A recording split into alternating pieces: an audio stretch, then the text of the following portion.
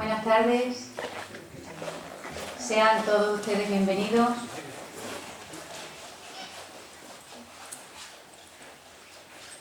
Aunque no ha subido aquí con nosotros, quiero agradecer a Maruja Antúnez, nuestra querida amiga y compañera en esta institución, que haya contado conmigo para presentar a nuestra pregonera de esta primavera 2016.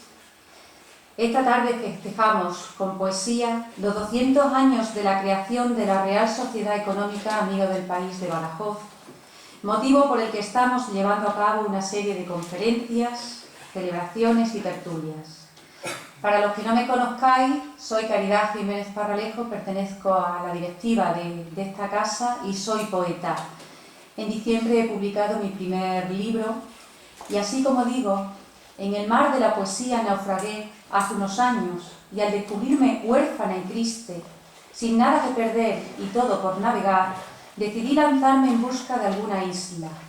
Esto fue ayer.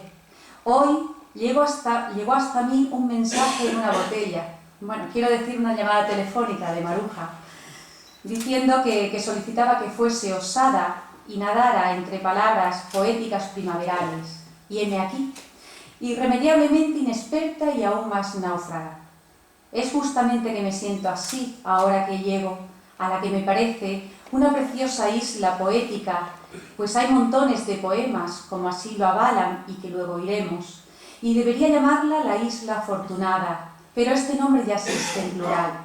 La isla a la que me he acercado cuenta con un verdadero mensaje poético y lo firma un tal Robinson. Estoy segura, lo sé a ciencia cierta, que su verdadero nombre es Irene Sánchez Carrón. He extraído unas líneas del extraordinario poema Mensaje de Robinson a todos los náufragos.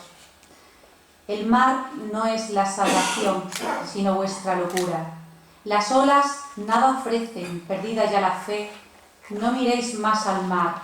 Dirigid vuestros pasos sin dudar tierra adentro.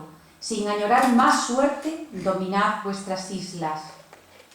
Sin habernos adentrado en la isla de Irene, ya podemos ver su dominio. Quedémonos ahí. Pues si esto ha sido claro ejemplo de su dominio poético, en mi caso, como presentadora suya, aún estoy inmersa en mi travesía poética. Así que lo mejor, esta tarde, es tener la pretensión de hacer un mapa que evite las tempestades, los zafarranchos de combate, abordajes que causen baja, para que me lleve a una isla, a ser posible a la del tesoro, a la de Irene. Sabemos cómo debe ser el mapa poético. Un mapa tiene mares azules y peces de plata, sirenas con collares y hasta un barco pirata.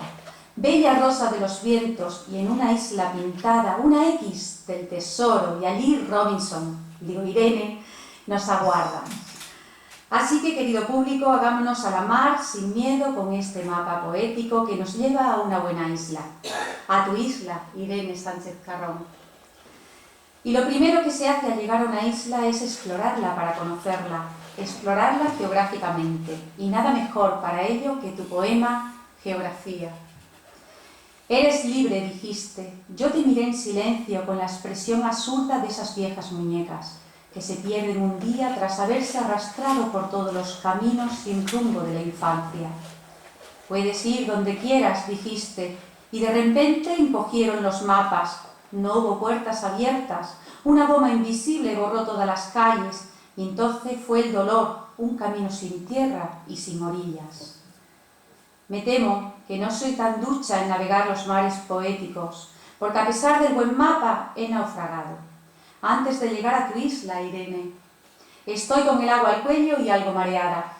Espero que lo que siento en mi estómago no sea zozobra, sino mariposas, como las de tu poesía, las que tú sentiste, mariposas en el estómago.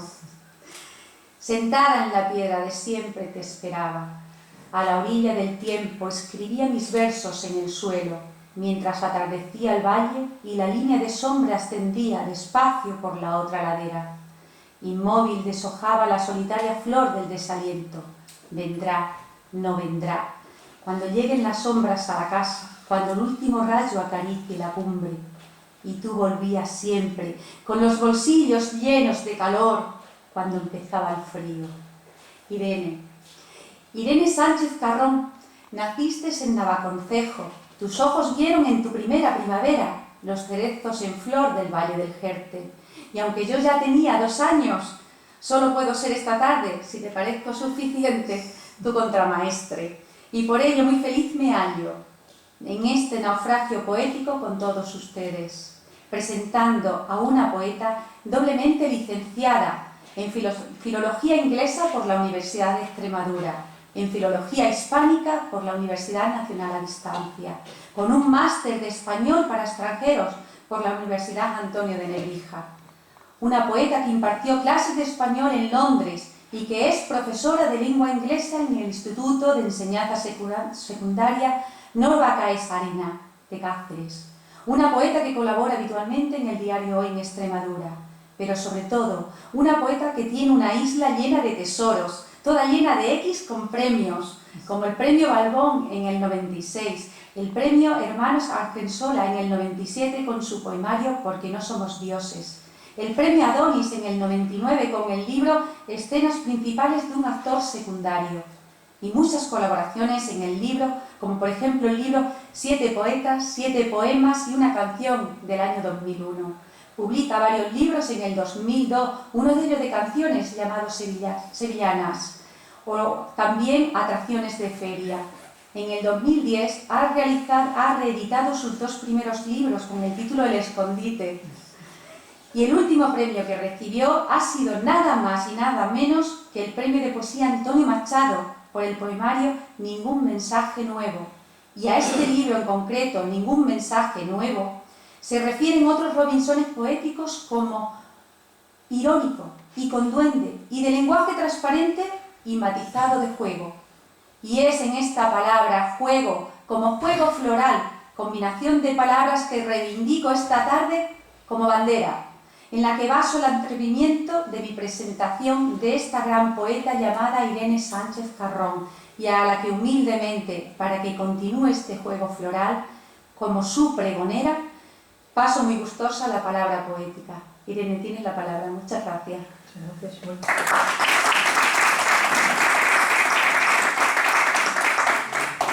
Bueno, muchísimas gracias. Estoy contentísima con esta presentación porque es verdad que no todas las presentaciones son iguales y esta está llena de cariño, llena de trabajo, porque ha tenido que hacer un recorrido ha leído poemas míos de los primeros y ha llegado hasta los últimos que tengo publicados, no escritos pero sí publicados.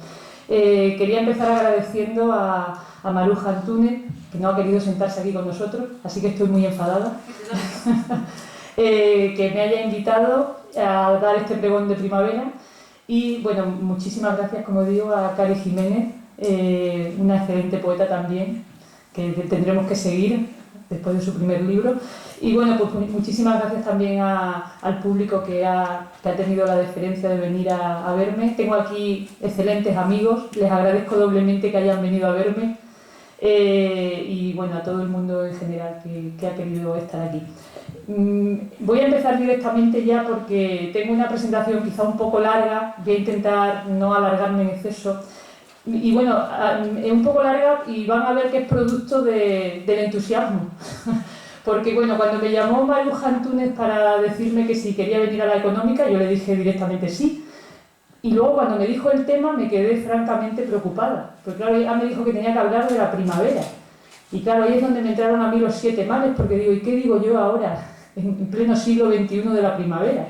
¿Qué se puede decir de la primavera? Es un tema tan tratado que es casi imposible decir algo novedoso. Y yo no soy tan inocente, y entonces sé que lo que les voy a decir aquí esta tarde no es nada novedoso, simplemente es como un recordatorio, como un repaso por muchísimas cosas que ya sabemos. Además van a ver ustedes que la mayoría de las cosas que les voy a enseñar aquí ya las conocen, pero yo creo que a veces nos olvidamos de su origen, de su razón y de por qué. Lo primero que tenemos que pensar es la cantidad de simbolismo que tanto en la literatura como en las bellas artes tenemos asociadas con la primavera. Y si nos preguntamos de dónde vienen todos esos simbolismos que tenemos, pues claro, hay que remontarse a los mitos griegos, que por eso he titulado así mi presentación. Tenemos que ir hacia atrás, tenemos que repasar otra vez todo lo que sabemos y muchas veces hemos olvidado, y al hacer el recorrido seguimos aprendiendo. Yo creo que eso es lo bonito de enfrentarse a un tema tan, digamos, de tanta raigambre en la cultura, no solo occidental, sino también en otras culturas. Lo que pasa es que nosotros tenemos nuestras raíces, que son las que yo voy a intentar aquí recordarles, porque yo sé que muchos de ustedes lo conocen. Tenemos nosotros asociadas ciertas connotaciones con las distintas estaciones. La primavera para todo el mundo es la juventud, la alegría. El verano representa en poesía, si leemos textos poéticos, si vemos cuadros, pues representa más bien la plenitud. El otoño comienza ya con la decadencia, y el invierno, digamos que en todos los poemas, si un poeta menciona el invierno, pues está hablando de la vejez. Y claro, uno dice, bueno, ¿y esto por qué? ¿Por qué hemos establecido nosotros ese orden? ¿Por qué la juventud es la primavera? ¿Por qué? Bueno, pues aquí es donde me gustaría a mí comenzar en mi exposición y recordar un poco de dónde viene. No sé si se ve bien, ¿se ve más o menos? ¿Bien? Tenemos que irnos a Grecia, tenemos que irnos a Atenas, y un poquito más al norte de Atenas, a un lugar que se llama Eleusis, que no sé si alguno de ustedes ha visitado o conoce. En esta zona es donde se dice que comenzó todo el nudo de historias que explican un poco todo este simbolismo que tenemos nosotros con las estaciones ahora mismo, hasta llegar a nuestros días. En esta zona es donde surgieron lo que se conoce como los misterios eleusinos, que bueno, a lo mejor el nombre les resulta raro, pero cuando yo empiece a hablar de cuáles son los misterios eleusinos van a decir, ah, claro, si esto lo estudié yo en la escuela y esto lo tengo archisabido. Bueno, se iniciaron unas historias porque digamos que la gente observaba el ciclo de los cereales, observaba el ciclo de las plantas. Era un ciclo hermoso porque primero aparecían los primeros brotes, después de un tiempo en el que estaba la semilla en la tierra, aparecían los primeros brotes, seguía creciendo el cereal, aparecían los primeros frutos, y hasta que llegaba ya digamos, al color dorado de esos cereales. Entonces, claro, un proceso tan hermoso, estamos hablando de una época en la que no se buscaban explicaciones científicas, un proceso tan hermoso se le buscó una explicación divina. Entonces, aquí es donde empiezan todos estos misterios que estamos hablando y que tienen que ver con personajes que ya sí me van a decir, ah, sí, esto sí lo sabemos, ¿no? Son personajes como, por ejemplo, Deméter, Perséfone. Se inventa una historia para explicar todo este ciclo de los cereales, todo este ciclo de la naturaleza.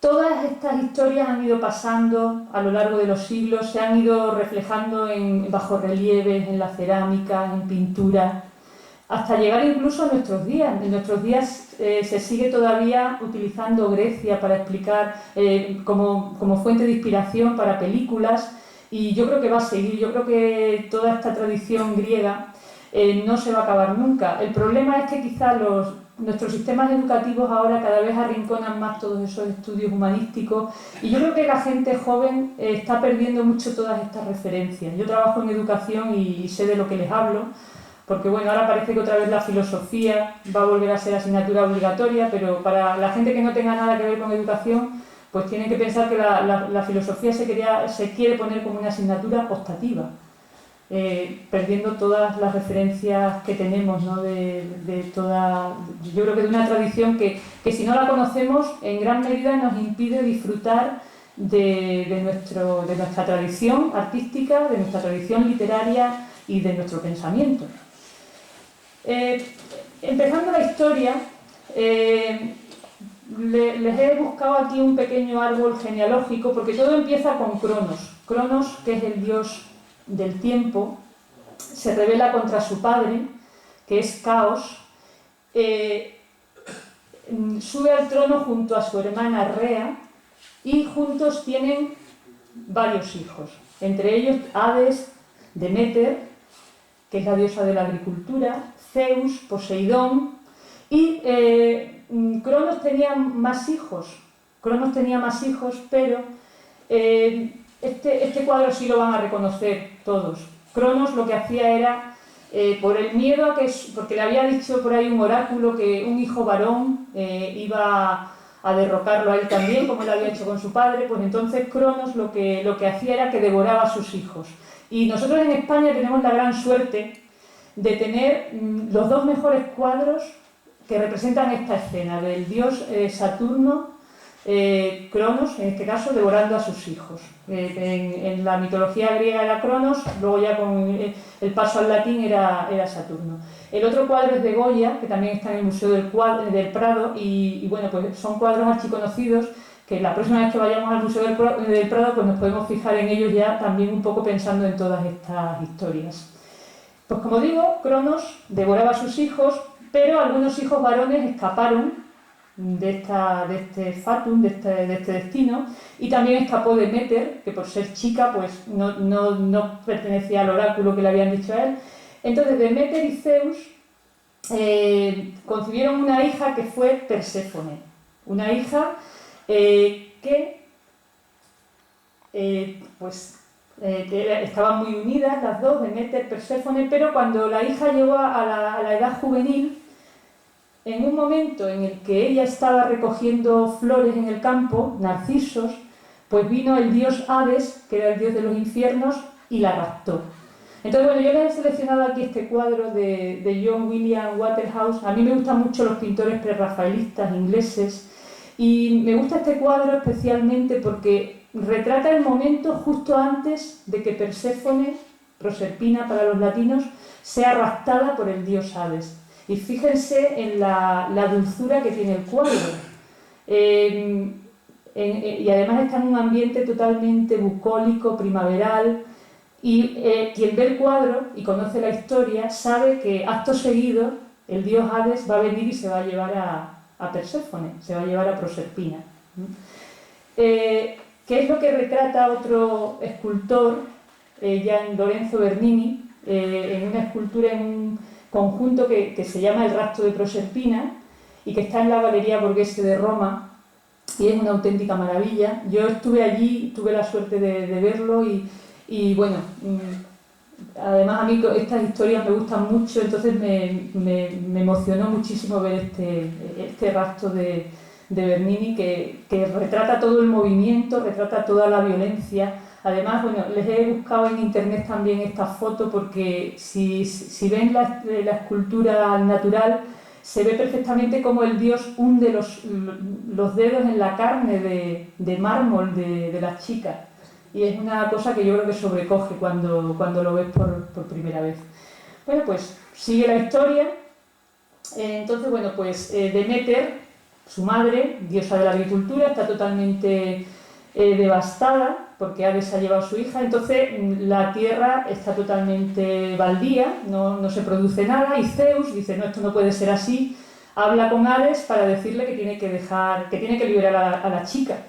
Entonces resulta que Proserpina, Perséfone, había comido 4 granos de granada, y en el Hades todo aquel que comiese algo estaba condenado a quedarse allí. Y ella había comido ya 4 granos de granada, que es lo que retrata este pintor también prerrafaelista, Dante Gabriel Rossetti, en un cuadro que está en Londres, y es una auténtica maravilla también. Es en el momento en el que Proserpina aparece con la granada en la mano, y como ha comido 4 granos, Hades pacta con Zeus que por lo menos 4 meses tiene que estar en el inframundo, y el resto del tiempo puede volver a la tierra. Y con esto era con lo que los griegos explicaban el ciclo de la naturaleza. Y de aquí vienen todas nuestras concepciones de la naturaleza. Claro, la joven que es raptada, por eso también asociamos toda la alegría, la primavera, cuando Perséfone está sobre la tierra, Deméter está contenta, todo se llena de flores, todo produce, y los 4 meses que Proserpina está en el inframundo, pues es cuando la tierra no produce. Les he seleccionado también este cuadro de Leighton, que es un pintor también inglés, en el que se observa cuando Hades trae a Perséfone, se la devuelve a la madre y está ahí la madre, Deméter, esperándola. Y quizá, bueno, les he seleccionado este porque yo creo que es un cuadro menos conocido. Yo este cuadro lo conocía por mis estudios universitarios, que seleccioné arte, me gusta mucho, entonces seleccioné arte inglés dentro de mis estudios universitarios, y es un cuadro que comentamos y bueno, tuvimos que hacer alguna cosa con él, hablando de todo esto que les estoy contando yo aquí ahora. Como les digo, todo esto ha pasado a las artes. Si uno ve cuadros, se da cuenta de que esto es así, igual que los dioses, o sea, los griegos, los romanos situaban a sus dioses en estos ambientes, pues luego todo esto pasó al cristianismo. Y observando cuadros de santos, cuadros de la Sagrada Familia, por ejemplo, pues uno ve, si uno se fija en los paisajes, es igual, ellos sitúan a sus personajes en paisajes primaverales normalmente, según lo que intente transmitir, o paisajes de otro tipo. Yo lo que les invito es que cuando vean cuadros se fijen en este tipo de cosas, y recordemos un poco de dónde viene todo esto. Por ejemplo, está claro en el Bosco, en el Jardín de las Delicias, pues todo esto está presente. Y no me quiero detener mucho más, porque me gustaría ya adentrarme un poco más en lo que, digamos, es mi campo, que es la poesía. Entonces, bueno, pensando en todo esto, yo les he seleccionado un fragmento del Cántico Espiritual. Yo el Cántico Espiritual creo que es uno de mis poemas favoritos. Lo leo y lo releo y lo vuelvo a leer. Y claro, pues es sorprendente, ¿no? Porque si nos fijamos en San Juan de la Cruz, en todo esto que les estoy contando, resulta que uno se da cuenta de que el amado tiene el mismo papel que Proserpina, exactamente el mismo papel que Perséfone en el poema de San Juan, que seguro que ustedes conocen, que han leído, pero a lo mejor pues no se fija uno en esos detalles, ¿no? Les voy a leer el fragmento y luego comentamos y verán cómo el amado funciona como Proserpina, es quien trae la primavera. Si él no está, no hay primavera. Oh bosques y espesuras plantadas por la mano del amado, oh prado de verduras, de flores esmaltado, decid si por vosotros ha pasado. Mil gracias derramando, pasó por estos sotos con presura, y yéndolos mirando, con sola su figura, vestidos los dejó de su hermosura. O sea, si relacionamos todo esto con lo que estamos diciendo, es el propio amado quien trae la primavera. Haciendo un homenaje a William Shakespeare, saben que estamos celebrando los 400 años, ¿no?, de la muerte de Shakespeare y de la muerte de Cervantes, que ahora resulta que no murieron el mismo día, lo habrán leído ya en prensa, que ninguno de los dos murió el día 23 de abril, pero bueno, tampoco importa. Este año celebramos los 400 años. Y bueno, pues he seleccionado, bueno, Shakespeare tiene los sonetos, él es más conocido por las tragedias, las comedias, Romeo y Julieta, Hamlet, pero también Shakespeare publicó poesía. Justamente me parece que son 157 sonetos que son de una calidad excepcional. Y yo les he seleccionado el soneto 98, en el que Shakespeare precisamente aborda este mismo tema. Además que es el mismo tema de San Juan, pero en el caso de Shakespeare es la separación del amado en primavera. Bueno, por cierto que los sonetos están dirigidos a un hombre. Y esto no se sabe, bueno, la gente hay un montón de especulaciones de para quién escribió Shakespeare sus sonetos. No se sabe si era un hombre, si era una mujer, pero en algunos sonetos el personaje a quien se dirige es un chico. Entonces, bueno, pues aquí en este precisamente no se percibe, porque no es un tú, entonces puede ser un tú femenino, un tú masculino. Bueno, a lo que vamos, que es al tema. Fíjense en el primer verso, dice Shakespeare: me he alejado de vos en primavera. Bueno, pues este alejamiento, el haberse alejado del ser amado, hace que él ya no pueda disfrutar de nada de lo que hay en la naturaleza. Hace que la naturaleza le parezca algo totalmente apagado. Les voy a leer una traducción que he hecho yo directamente del soneto, así que no es una cosa tampoco excesivamente... Pero bueno, yo creo que sirve para entender lo que estamos diciendo. Me he alejado de vos en primavera, cuando el altivo abril, vestido con sus galas, ha infundido ánimo juvenil a todas las cosas, hasta el punto de que incluso el grave Saturno reía y saltaba con él. Ni los cantos de los pájaros, ni los dulces aromas de las flores, tan variados en olor y en tonalidades, pudieron hacerme contar ninguna historia de verano, o coger flores del orgulloso regazo en el que crecen. No pude maravillarme por la blancura de las azucenas, ni alabar el profundo bermellón de la rosa. Aunque eran dulces, solo eran imágenes de deleite, copiadas de ti, modelo de todas ellas. Lejos tú, todo parecía invierno. Y como con tu sombra, jugué con todo aquello. Yo creo que el poema de Shakespeare es maravilloso, ¿no? Esta separación del ser amado le hace que todo le parezca invierno. Es impresionante, sí. Bueno, pues, siguiendo con el tema, por supuesto, todos estos paisajes de primavera, estos paisajes amenos, también se relacionan con los escritores dentro de la propia literatura. Hay un verso de Horacio que dice, lo leo en español: el coro de los poetas ama la selva y huye de la ciudad. Fíjate, Horacio, o sea, ya Horacio ya decía que los poetas preferían la naturaleza antes que la urbe. Aunque ahora, en el siglo XX, siglo XXI, es curioso que hay muchísimos poemas sobre ciudades. Entonces eso también nos tiene que hacer un poco pensar en cómo van cambiando los gustos, ¿no?, del público. Fray Luis de León, y esto también lo van a reconocer, cuando quiere apartarse de todos los jaleos que había tenido y todos los problemas, ¿dónde se retira? Pues al campo. ¿Y qué nos describe? Pues un entorno totalmente primaveral, que era donde, digamos, él se sentía feliz. Y claro, todos recordarán la famosa oda a la vida retirada. Les voy a leer simplemente algunos versos y van a ver que todo este tópico del paisaje ha ido atravesando la tradición literaria. Qué descansada vida la del que huye del mundanal ruido y sigue la escondida senda por do han ido los pocos sabios que en el mundo han sido. Oh monte, oh fuente, oh río, oh secreto seguro, deleitoso, roto casi el navío, a vuestro almo reposo huyo de aqueste mar tempestuoso.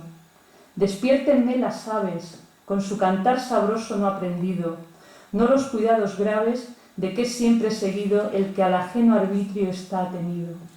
Del monte en la ladera, por mi mano plantado tengo un huerto, que con la primavera, de bella flor cubierto, ya muestra en esperanza el fruto cierto. Y como codiciosa por ver y acrecentar su hermosura, desde la cumbre airosa, una fontana pura, hasta llegar corriendo, se apresura. Y luego sosegada, el paso entre los árboles torciendo, el suelo de pasada, de verdura vistiendo, y con diversas flores va esparciendo. Fíjense que es un paisaje totalmente estereotipado, que encontramos en muchísimos autores, con los mismos elementos: la fuente, el prado verde. Es el sitio donde se encontraban los amantes, o es el sitio donde se retira el sabio a huir del mundanal ruido.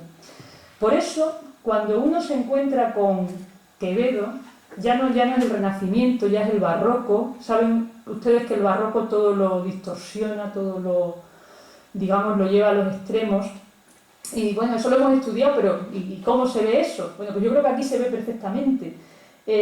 Porque Quevedo también dice: me voy a ir a retirar. Hay un poema, un soneto muy famoso de Quevedo en el que dice que se va a ir del mundo también. Quevedo también era un hombre de la corte, que, como decimos coloquialmente, acabó quemado de la corte, tuvo muchísimos problemas y ya en un momento dijo: me voy, porque esto no lo aguanto ya ni yo, y además no tenía los cargos que quería. En fin, como ahora. La vida tampoco ha cambiado tanto. Entonces él ya dijo: me voy. Pero fíjense qué curioso, porque en el poema de Quevedo él no nos va a hablar de fuentes, ni de verdura, ni de nada. Es un poema que a mí me resulta desconocidísimo, pero me resulta, cada vez que lo leo, más y más curioso. Porque ¿dónde se retira Quevedo? Se retira dice en el primer poema: retirado en la paz de estos desiertos. ¿Dónde está el paisaje ameno? ¿Dónde están las flores? ¿Dónde están las fuentes? No. El poema de Quevedo es barroco y es totalmente distinto, y además producto de la mente de un genio. Y van a ver que no habla en el poema, es curiosísimo, y yo lo he comprobado ahora para cerciorarme, no hay ni un elemento de la naturaleza. El único elemento de la naturaleza es ese desierto que aparece ahí. Lo demás es todo libros y hablar con gente de otra época y demás. Bueno, lo leo y verán ustedes que no hay nada de la naturaleza.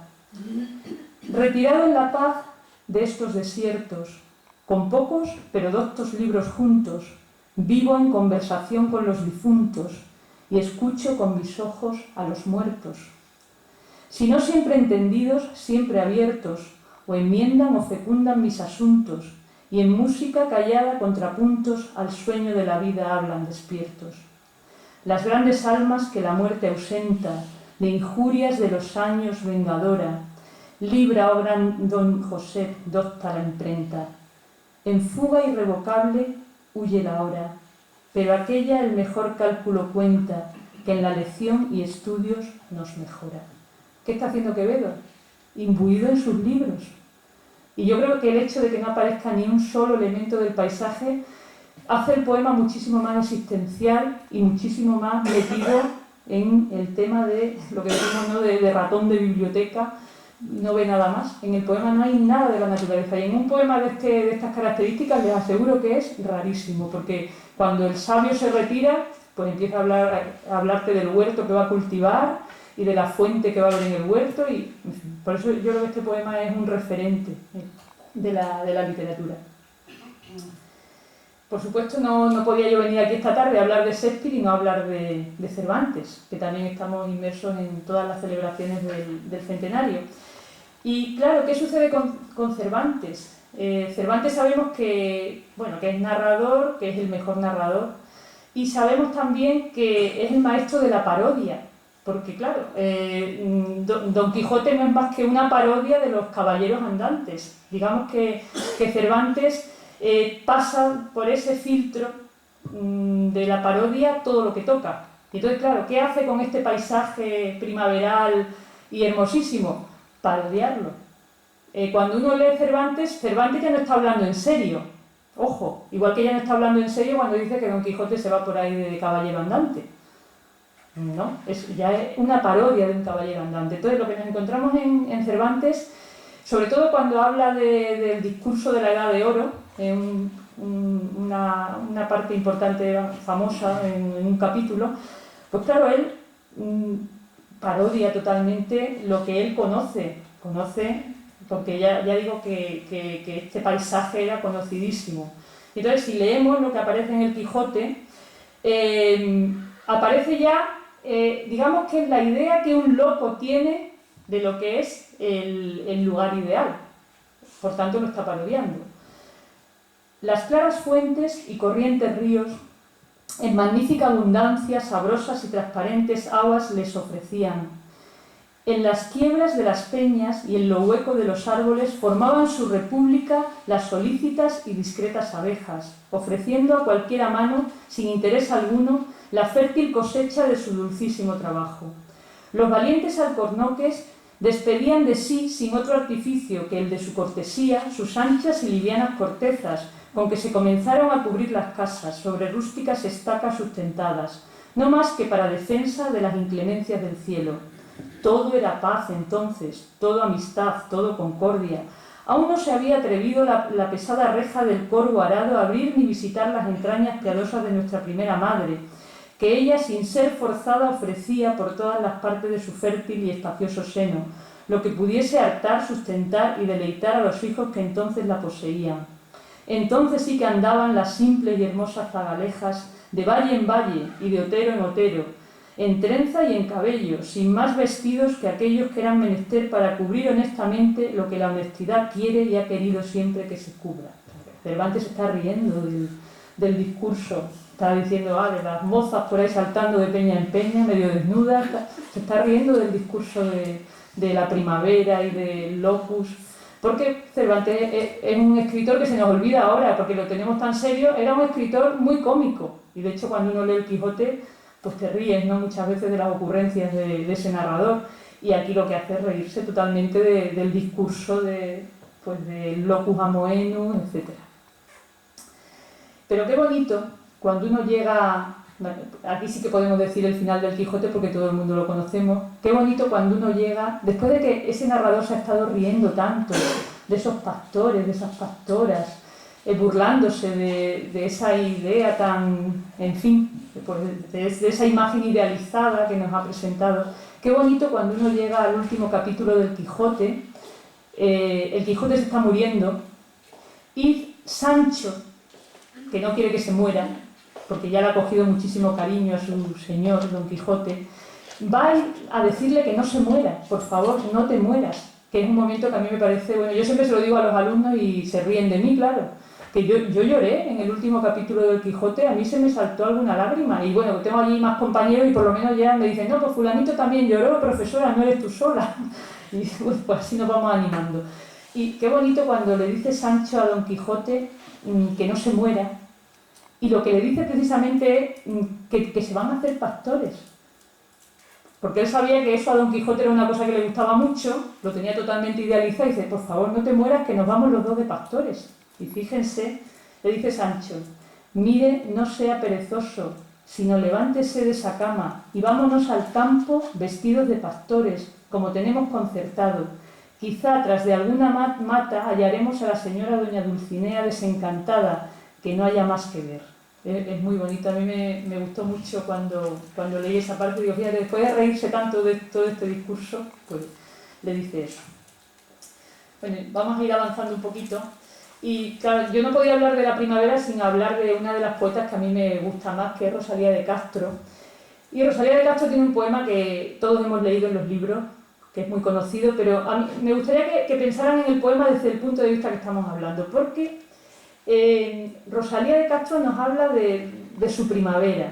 Nos habla, ella, saben que uno de los rasgos de la poesía de Rosalía es que personifica a la naturaleza, lo cual a mí me parece que tiene una fuerza impresionante, ¿no? Por ejemplo, cuando ella se va de su tierra gallega, bueno, de la zona rural a la ciudad, ella se despide de los elementos de la naturaleza y los habla como si pudiera conversar con ellos, adiós ríos, adiós fuentes.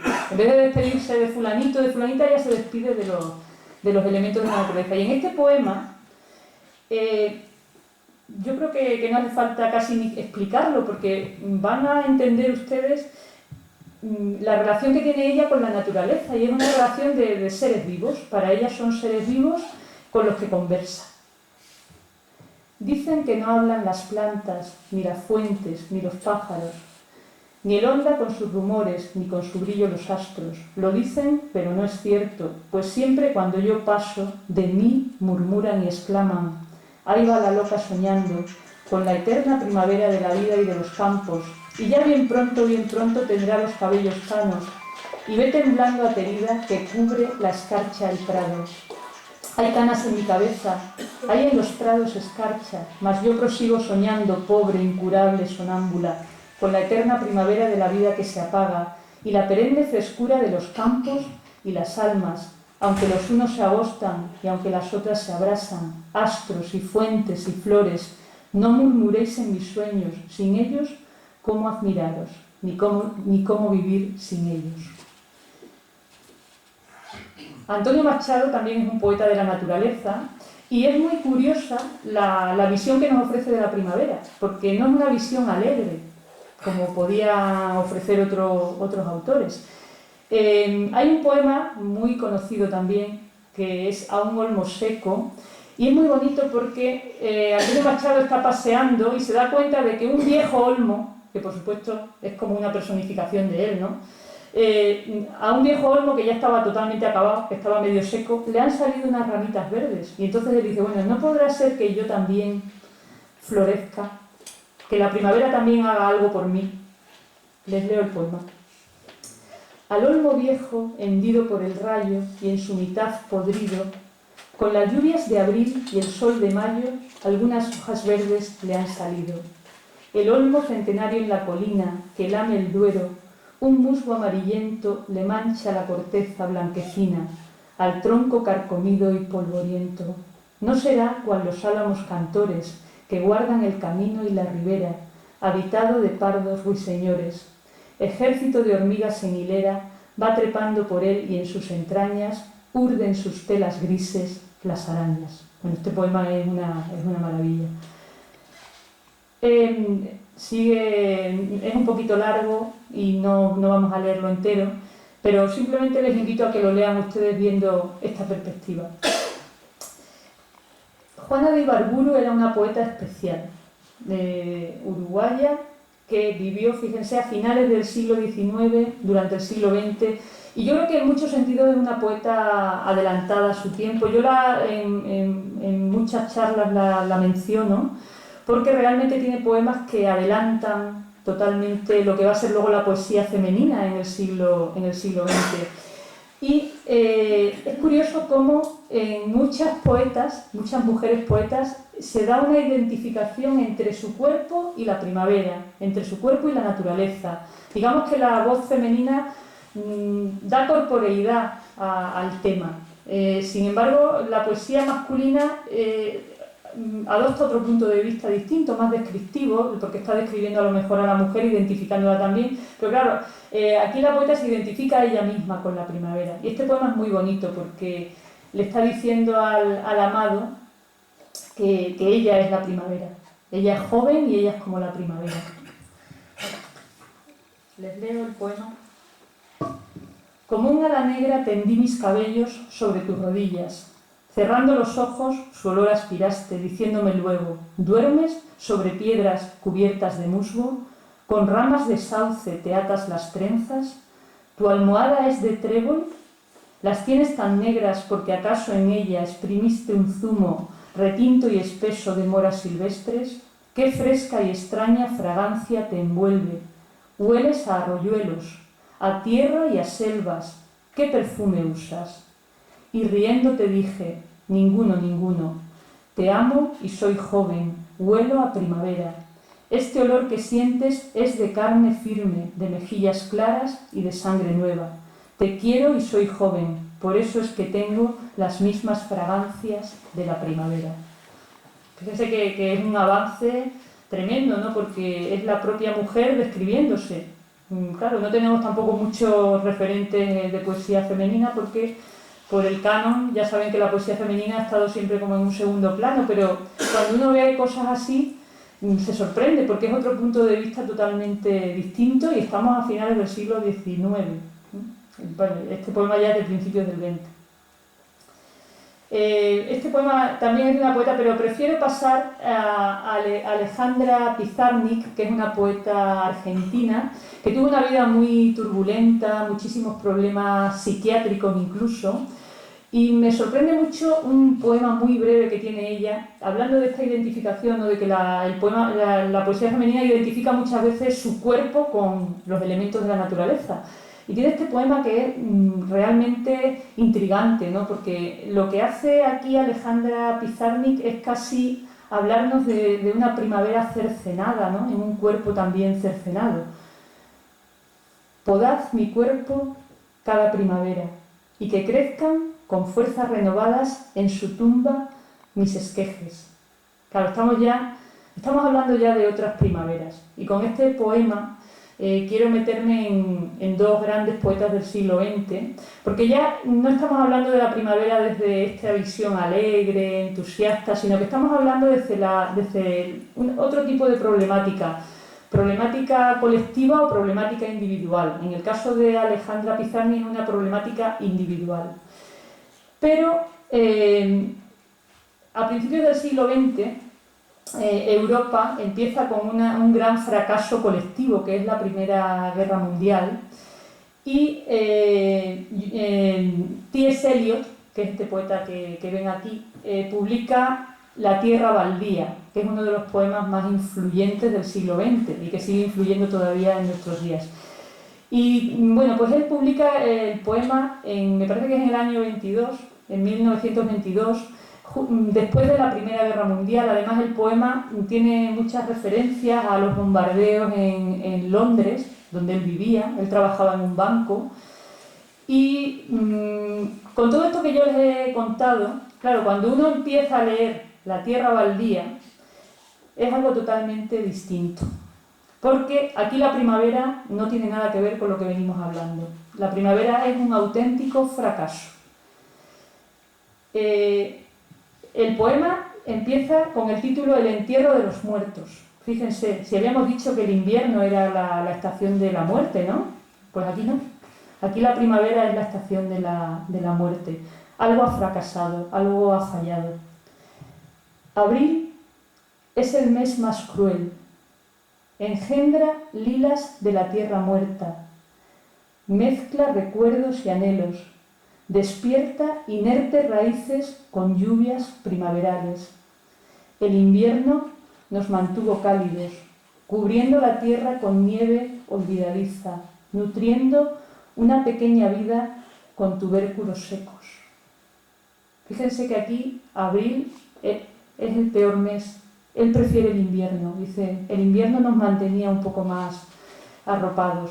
Ahora aquí la tierra lo que hace es despertar sueños, hacernos creer que vamos a renovarnos y no nos vamos a renovar, vamos a seguir siendo los mismos.